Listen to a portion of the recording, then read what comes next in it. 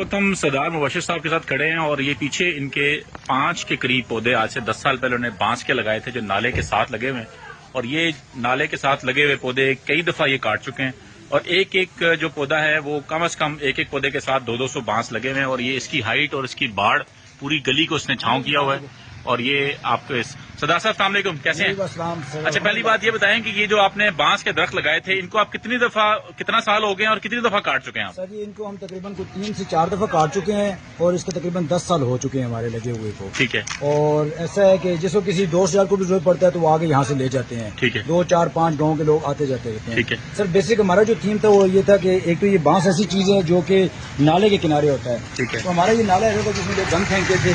ठीक है। ठीक है। गाँव की आबादी जारी बात है, ये एक कचरा कुंडी बना हुआ था। ठीक है। तो हमने इसके अंदर बांस लगा दी ताकि इस चीज से जो है ना हम बच सकें। दूसरा सर, इसकी बेस्ट ये कि छाँव है, यहाँ से गरीब लोग गुजरते हैं वो इसकी छाँव में बैठते हैं, जो मजदूर वगैरह होते हैं यहाँ पे 5-10 मिनट की रेस्ट कर लेते हैं। बेस्ट वो छाँव, और छाँव के हवाले से और बाकी अगर आप कहें कि मुनाफा बख्श कारोबार है, बहुत अच्छी चीज है। अगर आप इसको इकट्ठा बेचें, ये 5 पौधे इस वक्त अच्छी खासी कीमत के हैं सर जी।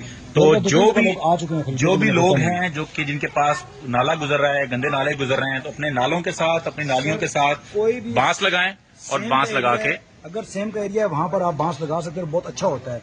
और अगर आपके पास पानी है और आप जमीनों को पानी दे रहे हैं, आप वहाँ पर भी जो है ना